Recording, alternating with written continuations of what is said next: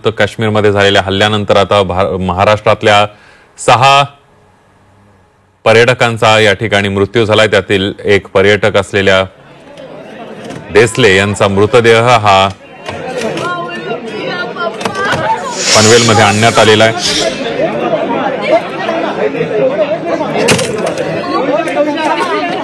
काश्मीरमध्ये पर्यटनासाठी गेलेल्या पनवेलमधल्या एकूण 39 पर्यटकांपैकी एका पर्यटकाचा मृत्यू झालेला आहे।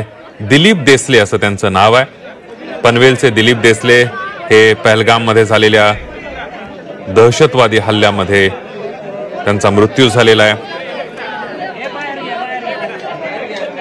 खांदा कॉलनी येथे राहणाऱ्या दिलीप देसले आणि त्यांची पत्नी उषा देसले ही या ठिकाणी उपस्थित होत्या, पर्यटनासाठी गेलेल्या होत्या।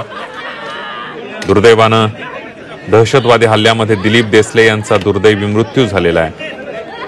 त्यांचं पार्थिव हे पनवेलमधल्या खांदा कॉलनी इथं आणण्यात आलेलं आहे। त्यांच्या पत्नी उषा देसले या सुखरूप आहेत। पर्यटनाचा आनंद लुटण्यासाठी काश्मीरला गेलेल्या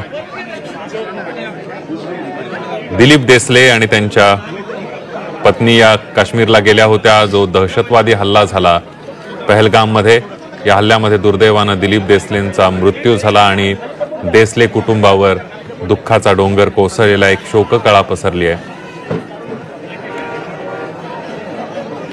देसले कुटुंबातील 4 सदस्य बुधवारी जम्मू काश्मीर इथं आपण बघतोय की मृतदेह ताब्यात घेण्यासाठी गेले होते आणि आता अखेर हा मृतदेह खांदा कॉलनीमध्ये आणण्यात आलेला आहे। एक शोककळा पसरली आहे। काश्मीरमधील पहलगाम हल्ल्यामध्ये मृत्युमुखी पडलेले पनवेल इथले दिलीप देसले यांचा मृतदेह पनवेल इथल्या खांदा कॉलनीमध्ये आणण्यात आलेला आहे। यावेळेला रायगड जिल्हाधिकारी किशन जावळे, तहसीलदार विजय पाटील, आमदार प्रशांत ठाकूर उपस्थित आहेत।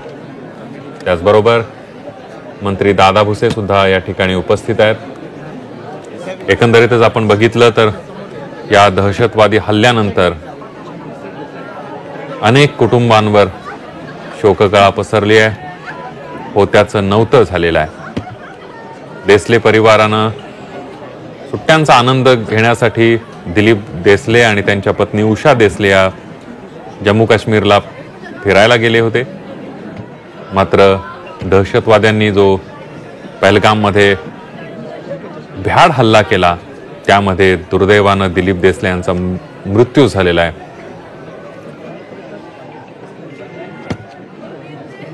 आणि याविषयी अधिक माहिती घेण्यासाठी जाऊयात, आपल्या प्रतिनिधी स्वाती नाईक आपल्या सोबत आहेत पनवेलमधून। स्वाती, नुकतंच दिलीप देसले यांचा मृतदेह जो आहे त्यांच्या घरी खांदा कॉलनी इथे आणण्यात आलेला आहे। अगदी शोकाकुल वातावरण या परिसरात आहे। एकंदरीतच त्यांच्यासोबत रायगडचे जिल्हाधिकारी तसेच तहसीलदार, पूर्ण पोलीस बंदोबस्त हे देखील ठेवण्यात आलेला आहे। नुकतंच त्यांचा जो मृतदेह आहे तो घरामध्ये नेण्यात आलेला आहे। काल त्यांच्यावर दहशतवादी हल्ला झाला होता आणि त्यानंतर त्याचा मृत्यू झाला होता। या सर्व प्रकरणानंतर त्यांचं कुटुंब पूर्णपणे शॉकमध्ये होतं। आता नुकतंच त्यांचा मृतदेह आणल्यामुळे घरामध्ये शोकाकुल वातावरण आपल्याला पाहायला मिळत आहे। संपूर्ण पनवेल परिसरामध्ये देखील मोठ्या प्रमाणात लोक त्यांना श्रद्धांजली वाहण्यासाठी येथे आलेले आपल्याला दिसत आहेत। अगदी स्वाती, आपण बघतोय या ठिकाणी रायगडचे जिल्हाधिकारी, तहसीलदार उपस्थित आहेत, आमदार प्रशांत ठाकूर आणि मंत्री दादा भुसे सुद्धा उपस्थित असल्याचं आपल्याला पाहायला मिळतं। नक्कीच सर्व मंत्री गण इथे आहेत। काल रात्रीपासूनच इथे स्थानिक जे आमदार आहेत तसेच सर्व अधिकारी आहेत, तहसीलदार आहेत, ते घरच्यांची भेट घेऊन कशा प्रकारे त्यांना काळजी त्यांचा मृतदेह इथे आणला ते त्यांच्या आईची चौकशी, त्यांच्या आईचं बोलणं त्यांनी फोनवरून करून दिलं होतं। एकंदरीतच जी प्रकरणं पूर्ण काळजी यामध्ये घेतल्याची आपल्याला दिसून येत आहे।